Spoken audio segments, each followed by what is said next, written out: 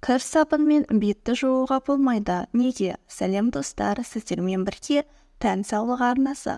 Каналыма тіркеліп, қоңырау белгісін басуды ұмытпаңыздар. Бет күтімі жайында көптеген тәсілдер бар. Алайда олардың барлығы бірдей барлық қыз-келіншектерге көмектеседі деп шешім шығаруға болмайды. Жасөспірімдік шақта бетте алғашқы проблемалар пайда бола бастайды. Сол кезден бастап дұрыс күтім жасай білсеңіз, теріңізді сақтап қала аласыз. Алғашқы безеу шыққан сәттен бастап күтім жасау жайлы ақпараттармен таныс болсаңыз, оны іс жүзінде қолдансаңыз, жүйелі күтім көрсетудің арқасында бетіңіз өте майлы және безеудің жиі шығатынына қарамастан бетіңіз таза әрі тегіс болып қала береді. Бұрынғы кездері адамдар кір сабын үй жағдайындағы рецептілермен бетте күтім жасаған, бірақ ол кезде қазіргідей арнайы құралдар болған жоқ қой. Бары сол болған соң қолынан келгенше күтім жасады. Ал қазіргі таңда бәрі дамып келеді. Косметология дамыды. Әр бет типіне арнайы құралдар көп. Тек таңдай білу керек. Ерте жастан қай бет типіне күтім жасаса да өсе келе әр адам беті таза, тегіс болады. Сонымен қатар көп қыздар безеуді кетіру үшін бет терісін сабынмен жуып жатады. Ол теріге зиян. Мұнымен емес, мамандар да ұдайы айтудан шаршамайды. Сондықтан тек арнайы құралдармен күтім жасау жөнінде мамандардың кеңесін алған дұрыс.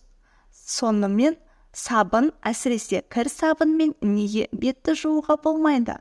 Адамның бет терісі құрғақ, майлы, орташа типте болса, қандай типте болса да өзінің pH қабаты болады. Яғни беттің өзінің қорғаушы қасиеті болады.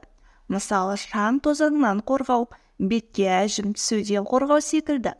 Ал сабын микробты өлтіруші құрал. Оның құрамындағы сілті беттің құрамын бұзады. Егер күнделікті бетті сабынмен, оның ішінде кір сабынмен жуатын болса, белгілі бір уақыттан соң беттің қорғаныш қабаты бұзылады. Бұзылады деген сөз адамның беті құрғап, ерте әжім түсіп, айналадағы лас ауа мен зиянды нәрселерден қорғай алмайтын болады. Кір сабын беттің табиғи майлылығын жояды.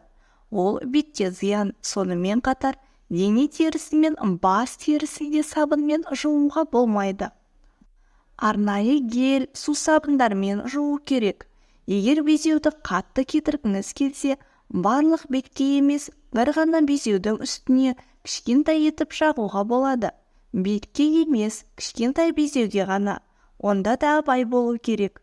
Күнделікті бетін кір сабынмен жуатын адамның беті егер 20 жастан бастап жуа бастаса, 25 жасқа келгенде жасы 30-35 жастағы адамның беті секілді болады. Терісі салбырап құрғап, әжім басады. Бұл айтып отырғанымның бәрі косметологтардың кеңесі.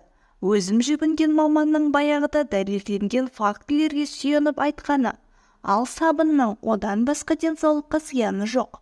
Дұрысы кір сабынды үй қызметіне қолданған жақсы.